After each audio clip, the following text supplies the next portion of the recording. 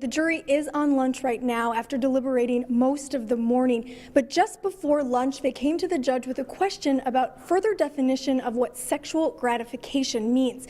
Now the judge ended up denying any further definition of sexual gratification, but that goes to what this case really boils down to, whether Dr. David Vandaloo's actions were sexually motivated or medically appropriate. Remove as much snow as you can. You can either hire a professional or use a shovel or a roof rake like this one.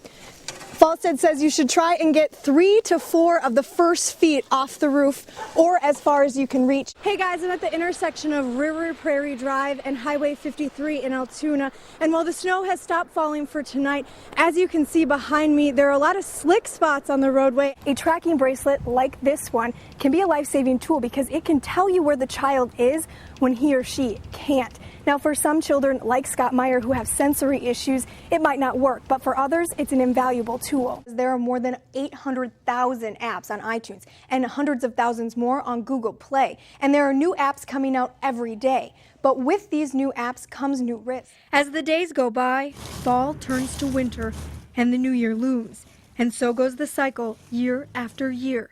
But there is one night that forever haunts Sarah Engel. He broke into my mother's home. He hid his car. He cut the phone lines. In September 2008, Sarah's former boyfriend, James LaHoud, shot and killed Sarah's mom, Charlotte, and then waited for Sarah to come home. He raped me all night and then thought he shot and killed me. The bullet shattered Sarah's cheekbone, paralyzing the left side of her face. I just found out this summer it was a hair away from hitting me in the upper spine.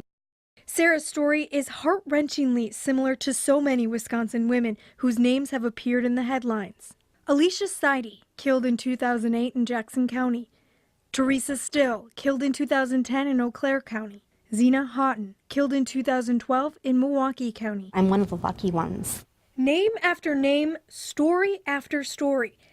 And domestic violence homicide rates still continue to rise. In the last year, 52 people died in Wisconsin in domestic violence-related murders and suicides.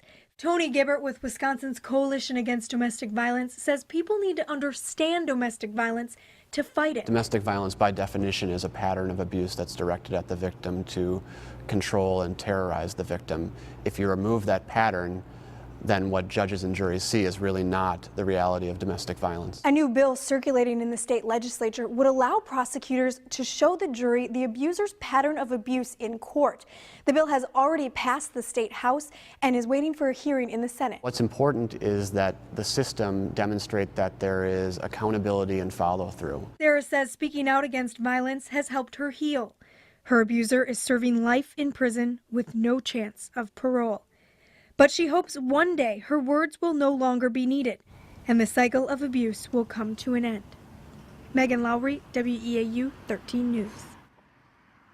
Nestled in the bluffs of the Mississippi River, on the edge of Buffalo County, sits a piece of state history.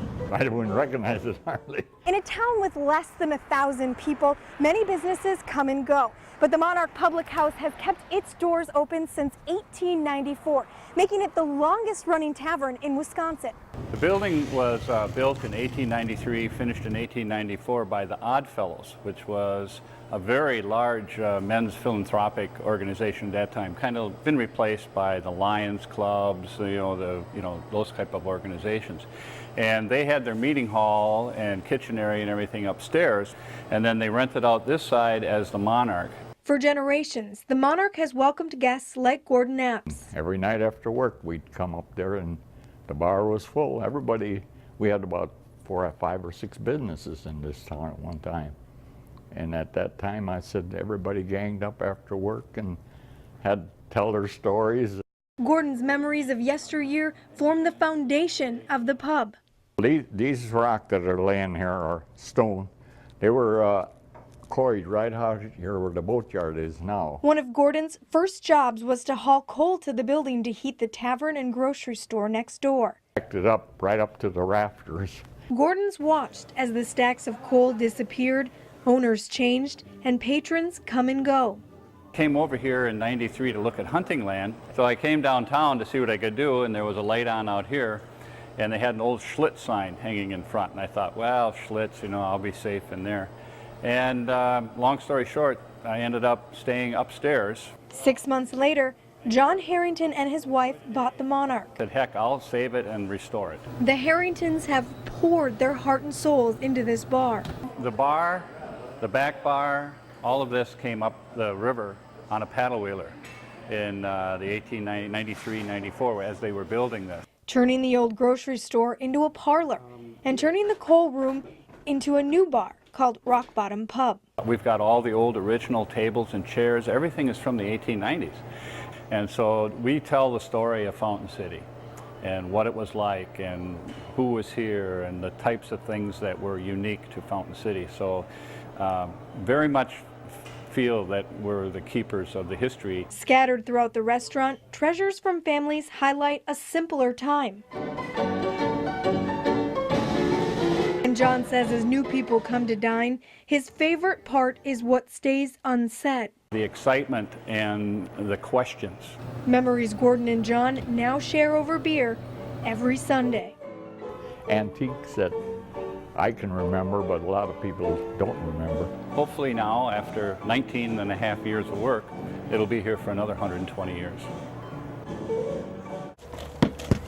Meet the Fentresses.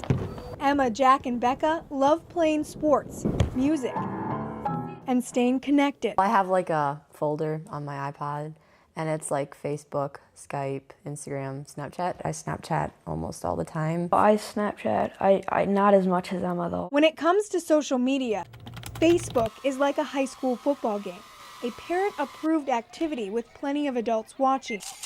But it's the newer sites like Snapchat, Kik, Facebook, Poke, and Instagram that are popular underneath the bleachers. Emma says she uses Snapchat to show friends what she's up to. Stuff in your life that you're doing, but yet you can show them instead of having to explain how funny it is to them. And while Holly says she trusts her daughter, learning about apps like Snapchat make her uneasy. She's like, oh, Mom, take a look at this picture. And I was busy doing work on the computer. And by the time I looked up to see it, it was gone. It's like one bad thing and thousands of people can see it, or a picture, and they just don't always know what's proper and what's not proper to put on. And you can train your kids, and we hope that our kids know but you know, other parents don't always monitor it either. And even though we do monitor it, we don't always know what they're doing. But if you talk to your kids, you'll find they're listening. Whenever I do post a picture, it's either I think, is it informative, humorous, or helpful? And I don't want to have to be put into a situation that makes me uncomfortable or would make my parents be less respectful of me.